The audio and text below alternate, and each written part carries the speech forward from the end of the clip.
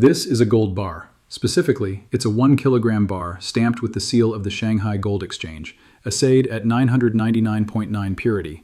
Serial number SGE 2026-0847221.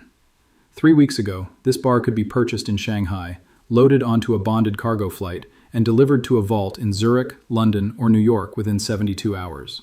The transaction would clear through standard bullion banking channels, documented, insured, and entirely routine. As of January 20th, 2026, this bar cannot leave China. Not legally, not through any commercial channel, not for any price. At 11 p.m. Beijing time, deliberately chosen to land after Western markets closed and before Asian markets opened, the State Administration of Foreign Exchange published Circular 2026-004, imposing temporary restrictions on the export of monetary metals pending review of strategic reserve adequacy. The circular lists gold, silver, and platinum. The restriction applies to all entities: mining companies, refiners, banks, and private holders. The effective date was immediate. No advance warning was given. No duration was specified. In a single administrative action, China removed approximately 400 tons of annual gold supply from the global market, roughly 10% of worldwide mine production, and trapped an estimated 2,100 tons of privately held gold within its borders. This is not a trade policy. This is the opening move of a wealth transfer so large that its completion will restructure the global monetary order. Here's what they're not telling you. China has been accumulating gold for 2 decades, with a consistency that suggests long-term strategic planning rather than opportunistic purchasing. Official reserves have grown from 395 tons in 2000 to 2,264 tons as of December 2025, a 6-fold increase that still dramatically understates actual holdings. The official number excludes gold held by state-owned enterprises, gold held by the China Investment Corporation, gold held by the State Administration of Foreign Exchange outside the PBOC's balance sheet, and gold accumulated through Hong Kong and Singapore intermediaries that never appears in Chinese customs data. Credible estimates of total Chinese state-controlled gold range from 4,000 to 6,000 tons, potentially rivaling or exceeding U.S. holdings at Fort Knox. But state holdings are only part of the story. Chinese households and private investors hold an estimated 2,100 tons of gold, more than any other national population except India. This gold was accumulated through deliberate policy. The government encouraged gold ownership as a store of value, created accessible purchasing channels through bank branches and online platforms, and promoted gold as cultural heritage tied to prosperity and security. At 9:15 a.m. Shanghai time on January 21st, the morning after the circular's publication, lines formed at gold dealers across major Chinese cities. But the lines weren't buyers. They were sellers, attempting to convert gold to yuan before the implications of the export ban became clear. Within 4 hours, major dealers had suspended buyback operations, citing inventory management requirements. The window for exit had closed before most holders understood it existed. The gold that Chinese citizens accumulated on government encouragement is now trapped within Chinese borders. Its value in yuan terms depends entirely on what the Chinese government decides that value should be. This is where the lie becomes unsustainable. The export ban's official justification, Strategic Reserve Adequacy Review, is transparently false. China's gold reserves, even at official levels, exceed strategic requirements by any conventional measure. The PBOC's stated reserves would cover 3.4% of GDP if valued at current prices, well above the 2 to 3% threshold that central bank orthodoxy considers adequate. The actual purpose is visible in the ban's structure and timing. Structure. The ban covers export only. Import remains unrestricted. Gold can flow into China but not out. This asymmetry is designed to accumulate. Every ounce that enters becomes trapped, adding to the pool of gold under Chinese jurisdiction. The policy creates a one-way valve that concentrates global gold supply within Chinese borders. Timing. The ban was announced 3 days after the Federal Reserve resumed quantitative easing at $120 billion per month. The Fed's announcement signaled accelerating dollar debasement. China's response was to ensure that Chinese-held gold cannot flee to Western markets, regardless of how Chinese holders might prefer to respond to dollar weakness. The combination reveals the strategy. China is preparing for a monetary transition in which gold's role fundamentally changes, and is ensuring that Chinese gold remains available for whatever role the Chinese government assigns it. On January 22nd, the People's Daily, the Chinese Communist Party's official newspaper, published an editorial titled Precious Metals and National Financial Security. The editorial described gold as a strategic asset of the people, held in trust by individuals but serving collective interests. The language echoed property rights formulations used before previous nationalizations. The editorial has not been translated by official channels. Western media has not covered it. When institutions do this, they're not managing risk, they're containing disaster. The global gold market operates on a foundation of assumed mobility. Gold's value as a monetary asset depends on its ability to move, from seller to buyer, from jurisdiction to jurisdiction, from paper claim to physical delivery. The market functions because participants trust that gold they own can be accessed, transported, and converted regardless of where it's currently located. China's export ban fractures that assumption. Gold within China is no longer fungible with gold outside China. A kilogram bar in Shanghai and a kilogram bar in Zurich are no longer the same asset. They exist in different legal regimes with different mobility rights and different future prospects. At 8 a.m. London time on January 21st, as news of the ban reached Western traders, the spread between Shanghai gold prices and London gold prices inverted. London gold, previously trading at a $3 to $5 discount to Shanghai due to logistics costs, suddenly commanded a $28 premium.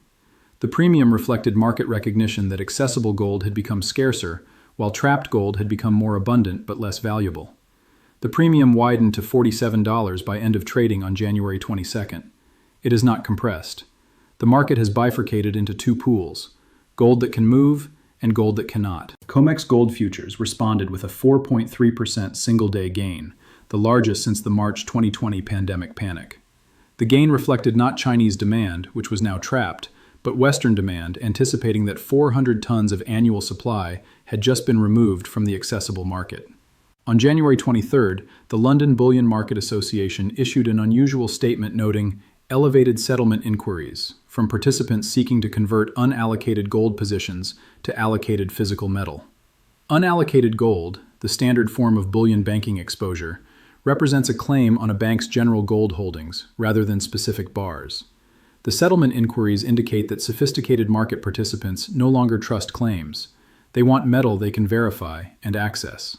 Less than 72 hours after China's announcement, the infrastructure of global gold trading, built on assumptions of mobility and fungibility, showed stress fractures that market operators have never encountered. While one side restricts, the other side scrambles. The ripple effects of China's export ban extend far beyond gold prices. Mining companies with Chinese operations face immediate complications. Zijin Mining, China's largest gold producer, operates mines that produce approximately 68 tons annually. That production can no longer be exported.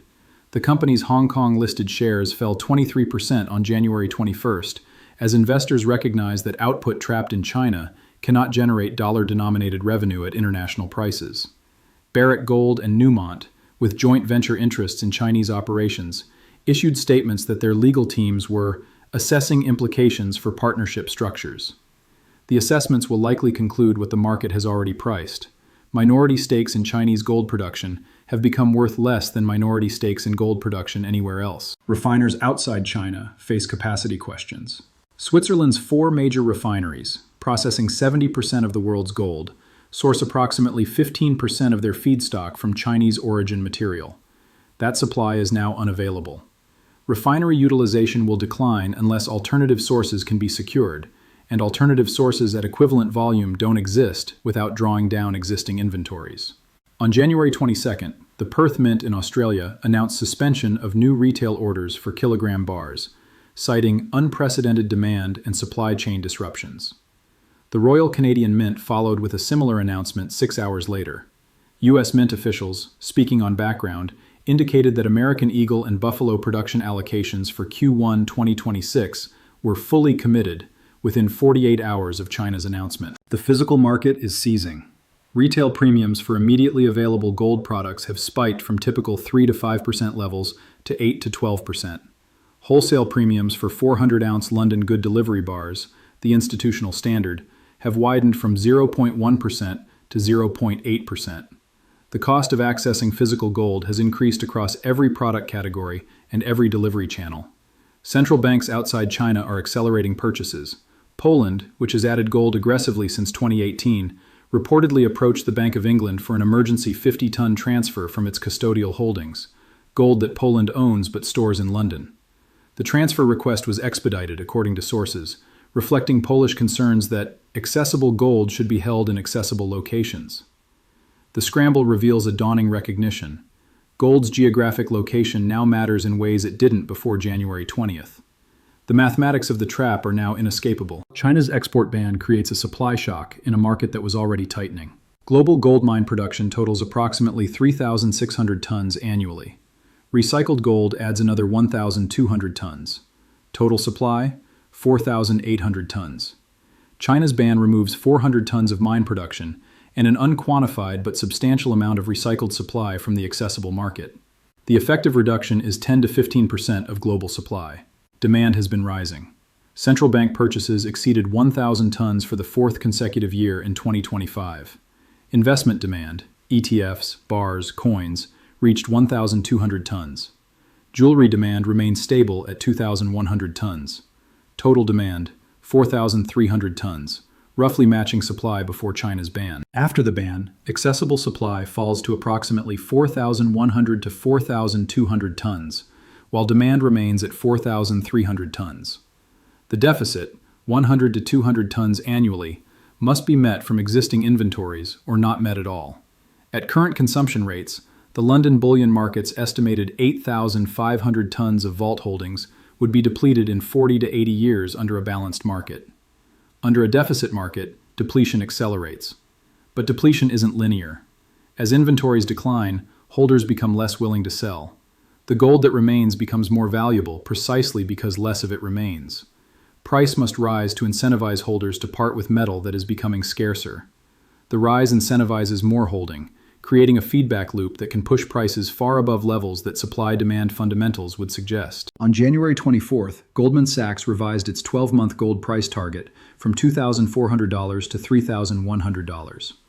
JP Morgan followed with a revision from $2,350 to $2,950. Bank of America raised its target to $3,200. The revisions reflect institutional recognition that the supply picture has structurally changed, not a temporary disruption, but a permanent reduction in accessible metal.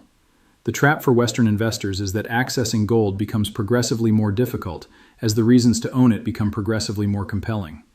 China has positioned itself on the right side of this dynamic by restricting exports while continuing imports. Gold flows into China and stays there. The rest of the world competes for what remains.